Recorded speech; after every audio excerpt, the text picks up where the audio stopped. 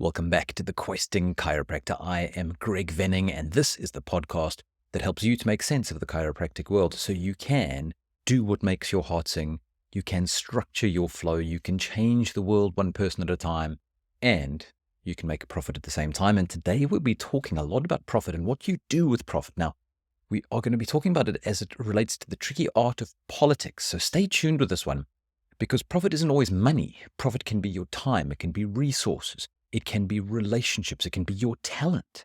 And so we're going to be dealing with that in relation to your values and how you want to build on your values and leave a legacy. We've got Karen Kulevski with us, and she has been doing a lot with politics over time. And she started off hating politics, and she told us this in a previous episode. So there's a beautiful story arc here. Stay tuned. Welcome to the Questing Chiropractor podcast. We help you grow as visionary, vitalistic, and capable chiropractors who are always on. We do things differently as we help to elegantly awaken your innate wisdom within. We help you create robust, predictable, and trustworthy practices that serve oceans of people and yet still have free time for yourselves and your families.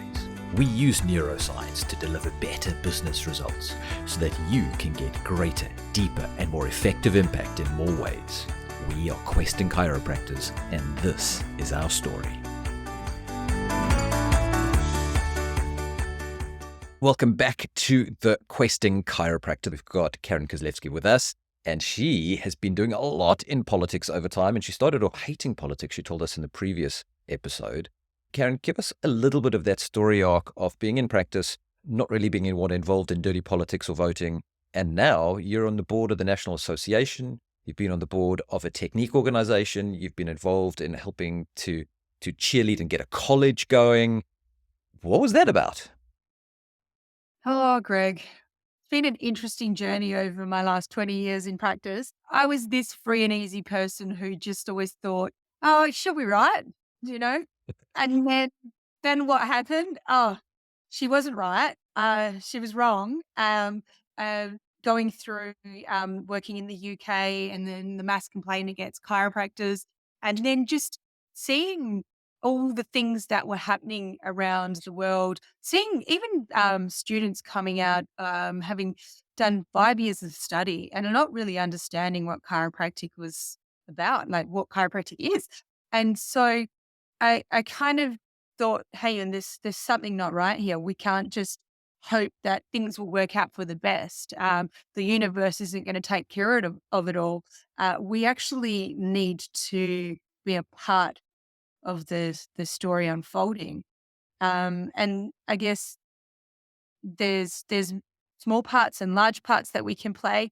But the more I kind of delve into the political world, the more I realize that a lot of people are just unaware of what's going on and what's happening around them, and decisions are being made.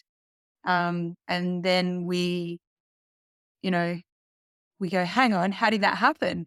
I didn't want that, but the opportunity for us to have a say, we didn't. Yes. And we often end Right. up in those situations. And it's those of us who love being in practice from the innate model, the kind of the 1-3 side, the right brain side, loves being in practice, connecting with people, doing hope, where politics lives on the left brain side. It's about Mm. hierarchy, it's about logic, it's about order, it's about rules and very specific rules and languaging of rules. And it's a lot more of a conservative side of life and of existence that Yes. is actually where a lot of bureaucracy comes from. And if we want to be involved to have better levels of bureaucracy in government and whatever it is that's governing you, whether it's in your practice and your policies and your procedures, or whether it's in your state association or even within your government, um, you have to enter into that game in some way. Now, I want to define politics quite specifically here, because politics doesn't mean party politics the way we're talking about it. That's politics with a small p. Politics with a big P is groups of people coming together for common aims. And politics Yes. doesn't have to be this against that. My view, the Quest view, is that politics is actually synthesis and integration towards higher levels of order, higher levels of structure, and higher levels of agreement. Yes. Yeah, I agree with that. And that's, well, with my role on the ACA board, we see that a lot because you're making decisions for uh, the all your members, and they have to be all encompassing, because otherwise, what happens? people leave your association and go form a new one because they feel like you don't represent them, right? So that's been the interesting thing through most of our discussions in the future of the ACA is, you know, to how can we be the association that represents all for a greater future at a higher level, and that doesn't involve telling you you need to have an evidence based practice. I mean, isn't that funny? What does that even mean? Because we all have evidence behind what we do in practice, right? We don't necessarily call ourselves philosophically based or an evidence based chiropractor, right? So, yeah, some of those labels are just crippling our profession, and that's where we're ending up with a lot of infighting. And I think one of the things that I'd love to see, and I think we all would, is I guess a common voice in chiropractic because we're really good at fighting each other, aren't we? We are. And I think that's a lot of the reason why a lot of people who are in practice, a lot of chiropractors, choose not to participate in politics. They see the labels, and I think actually sometimes the people who choose not to play the game are actually seeing things really, really clearly. They see the labels, they see the games, and they see that they're being done for destructive means a lot of the time. Yes. And the next step from that is not to sit back and practice and let it happen, because decisions are made by those who show up. So if we're sitting back in practice and not doing anything, we're allowing somebody else who doesn't represent our values to make decisions for us. We do not then get the right to sit around the barbecue or wherever you might be in the world and sit at dinner with your friends with a drink in hand and complain. You don't get the right to Exactly. complain if you didn't show up to help make that decision. That's right. But Greg, there is one of the simplest forms of showing up, right? Is voting, right? So when we look at the percentage of members who actually vote for things like elections, or if there's any motions that we're passing with the association, the number of people voting is really, really low. The number of people that turn up and express their voice is really, really low. But what I noticed is when we talk about the ACC work and with the new college and starting that, give people a cause and they will turn up.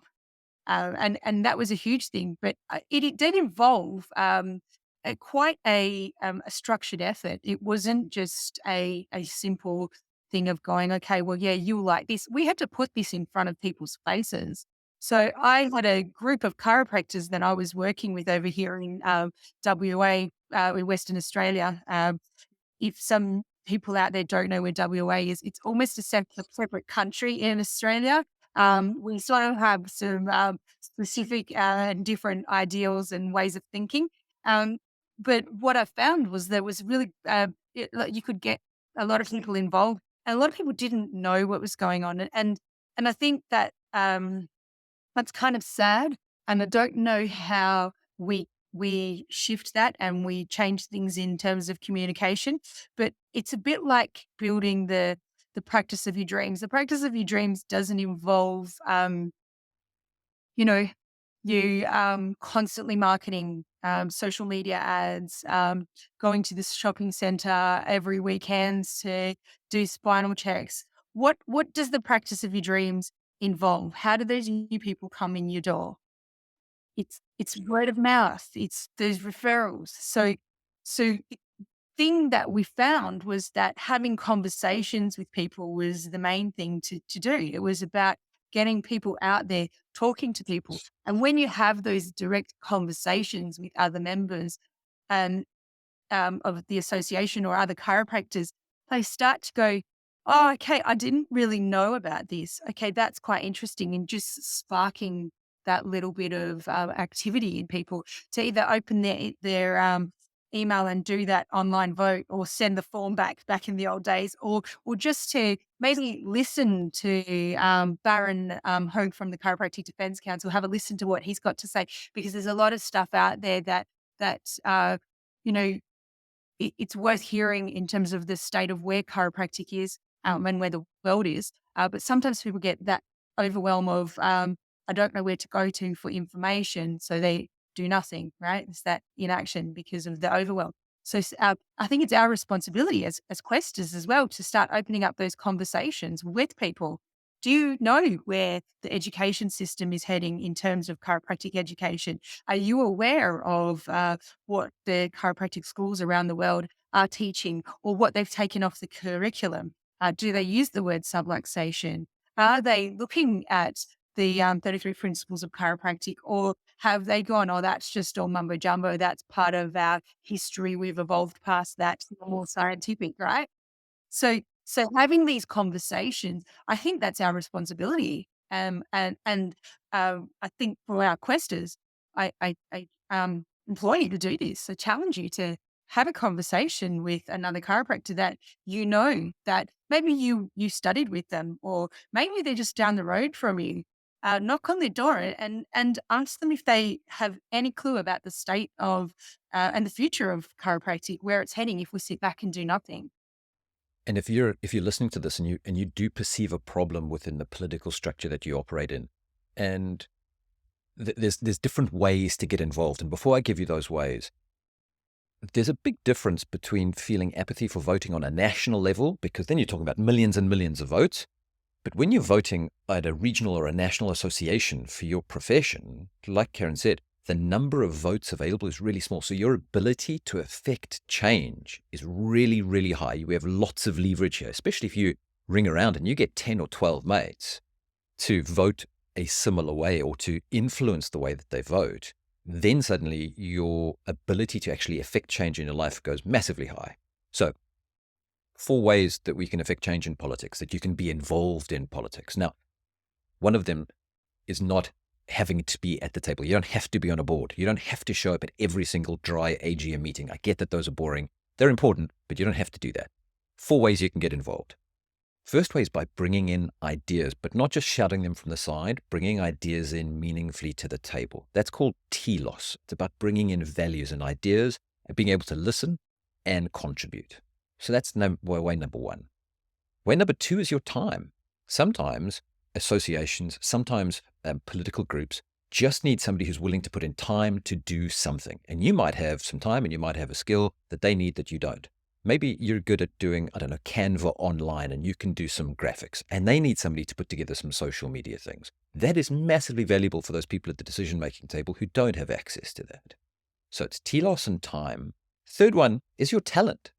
Are you good at something that they find valuable? So one of the things I did for the UCA when I practiced in the UK, I like doing this kind of thing. So I became a media spokesperson for them. I didn't have to be on the national exec. I did some media spokesperson work. Are you good at writing? Are you good at crafting words? Are you good at speaking?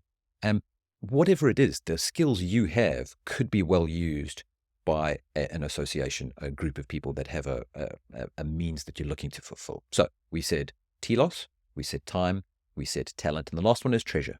And everybody can afford to give something to a cause that they like. Karen, you just said the Chiropractic Defense Council, I think it's $33 a month. And you get to defend chiropractors around the world from having decisions made against them that impinge them. That would be one easy way. The ACC, the Australian College of Chiropractic in Adelaide, you can contribute to that. You pay your membership dues to the membership, to the organization that represents your values. And if they don't, get involved and change it. That's exactly what you've done. So getting involved in politics is not an afterthought. It's a necessity. And you spoke about leverage and legacy. The way I think about it is stewardship. We've been given this profession, gifted to us by the people who came before us. And our job, I see it, and I think you see it the same way, is to hand it on better than we found it. Yes. Yeah. Yeah, absolutely. That is exactly what how I feel. We're not going to do everything in our lifetime, but if we can set things up in a direction that is going to influence the change, we actually have a lot of things to undo. I don't know if that's the word that I'm looking for. There were some interesting things that have been done in the past. Some of that may be the regulatory bodies that have been formed around chiropractic around the world. Having worked under 2 of those, perhaps they seemed like a good idea to increase the profile of chiropractic. Do what we wanted it to do.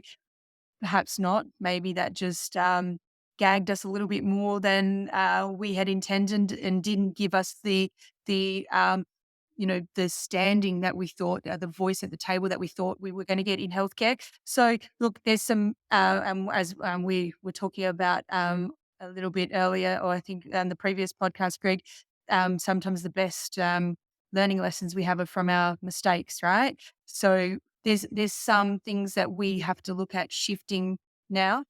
Maybe we wouldn't have learned those lessons if we hadn't made these decisions that perhaps weren't the best. But there are some things that we need to look at doing to change the direction so that we can practice chiropractic um, the way we would love to, rather than the way we have to. Yeah, that would be lovely. And if you are sitting in practice and you think this doesn't apply to you, I love the quote by Pericles is that you might not be interested in politics, but politics is interested in you. Now, you Yes. had that realization that, in my words that I put through, was that decisions are made by those who showed up or show up. Can you remember where you first started showing up? Was that when you were in the UK? Did you start showing up to help make decisions from going, she'll be all right to, oh, I better make it all right? Do you remember some of those early steps that you took? Because if somebody's sitting here listening to this and they've never taken a step towards it, what were your first few steps that kind of I nudged you in that? Yeah, I think for me, it was probably more when I moved from the UK to Australia. I had such a really great group of chiropractors around me in the UK that it was just a beautiful buffer, and everybody held each other up. And there were, some brilliant people doing all of the politics and defending and whatnot. So I was also a mother with really young kids and didn't have the headspace, and I get that as well. So there's times that it's harder, but this is where I'm saying, well, just vote if you're at that point. But it was when I came over to Australia, I started working in Perth in Australia, and Josh Timms, who I was working for, he had was on the board for the state based branch. And for those of you that don't know the history, Australia's association was split into state branches, and then it amalgamated about 4 years ago into one entity. And Josh was doing this political work, and I thought I'll just go support him because, I'm working in his practice, and I just, I'll check this out and see what's going on. And meet some people because I didn't know very many chiropractors. Even though I'm from here, I didn't study here, I didn't work here, I didn't know any chiropractors. So I thought I would go meet some people. And I kind of was like, this is quite interesting. The things that they're talking about, I don't really know much about this. And the amalgamation process was happening, and there were, you know, people that, oh, we don't like them or we like that one. And I'm just like, okay, who are all these people? And I kind of realized that there was a lot going on. And I thought, well, hang on, why do they like this? And those people think that this is a bad idea, but this is the agenda that they're pushing and whatnot. So I thought, and I think I need to know more about this because I've just had this situation where my livelihood, my ability to practice was threatened by somebody who decided to complain against the website that I didn't even construct. I really think I need to be more aware of what's going on and what's happening. So I started turning up to the meetings and reading my emails, especially if there was something going on that I needed to know about. I'm like, oh, hang on, this affects me. Oh, wait, you want me to have a say about this? You want me to vote? Okay, that just involves me clicking a button. That just involves me maybe responding to this. I can do this, right? So that was easy. Just turning up sometimes, and then you know checking my emails and making sure I was aware of what was going on, and then asking some questions of people who knew more than I did, just so that I had a bit of an idea of what their opinion was, of and what does this really mean? There's all these words and this motion about something or other. I actually don't know what that means. So I started getting involved in that lower level just to have an understanding. And that then kind of made me go, I quite like this stuff. And I think my passion came from the ABC side of things, really, because I was watching these people who I knew that I used to party with, go to music festivals with, and hang out with, and, book club and whatever else. And I'm just like, you guys have done all this stuff. And I know you really well. Maybe I could do this too. And there was a passion behind the technique side of things. And that's where I got involved with ABCA because, and I think that was a great place for me to start because it was really safe. It was with my family, it was with people that I knew. And it was really safe for me to go, hey, do you need some help with the social media stuff? I can do some of this stuff. Right. And I gave them some of my time in really, really low level ways. So I didn't jump in and go, I hate politics too. I want to be on the ACA board. Like, and it was really quite slow. And then there was this man called Mark Crossels. Some of you might know him. Yeah. He has this interesting way of planting these seeds that he nurtures over time. And this is what Quest does for people. And having the coaching, the people with you on the journey, and not just us as coaches, but the questers, that are on the dailies together or in the intensives and providing each other advice. So we're there to prop each other up and nurture those seeds that we planted that are growing day by day as we start to learn more and realize that that thing that I never thought I would do or I never wanted to do, actually I'm quite interested in that as I learn more. And gee, I could probably do a little bit more and help out in this regard. And or gee, I don't have the time right now, but let me find out about it and I'll throw some money at that. Like in all these different ways. Like there's ways we can contribute and get involved. And there will be some people that just never will. And I don't know that they yeah, I think then those people need to work out their values, right? That's what it comes down to. That's what Like, it does, yeah. yeah, because like you said, we are involved in the political world, whether we know it or not, and you can make those little changes and be involved in those little ways or the big ways. I mean, I love it. I love being on the ACA board. I love the people that I'm working with. I love the connections that I've made. I love the decisions I get to be a part of. Uh, it's scary as hell at sometimes, right? And I sometimes, why am I here? There's that little imposter syndrome sometimes. But I think the key is learn more, educate yourself, because the more you start to find out about things, the easier it is to understand. And then, you can kind of go, okay, yeah, I can justify why I've got a seat at this table. And I want to represent the profession that I love. I choose to do that. I have seen, I've spoken to those students who they actually don't know what chiropractic is. I have CAs that are more chiropractors than these people that have a piece of paper that says you know, they have studied and know this profession. So, I think that we have a duty to the future generations um, of the world and chiropractors to allow them to have the experience that we have had. What comes through so clearly from that for me, listening to you, is that politics for you is not about power. For you, from what I hear, politics is about people. And that would be a great place for anybody listening to start is chat to other chiropractors around you. Find out what's going well. Find out what isn't. Find out what needs to change. Get involved in the students that might be around you and find out what's working. Find out what isn't. And the people in your practice are affected by the rules and the laws that you might allow or not allow based on your involvement. So if politics is people-based, remember politics with a big P, not with a small p. What I'm getting from Karen here is if politics is people-based and is really about the people, then you can see somebody who wasn't involved in it be really excited about it, like Karen is. And that's really useful because then it's actually doing something useful for real people. So Karen, thank you so much for joining us. This was really, really powerful. I think this is actually going to shift, I reckon, a couple of these listeners, maybe not now, maybe not tomorrow, but this has planted a seed, just like a seed was planted for you, where they will do some amazing things. So thank you very much for joining us. We really, really love you. And we'll have you on again, if that's okay.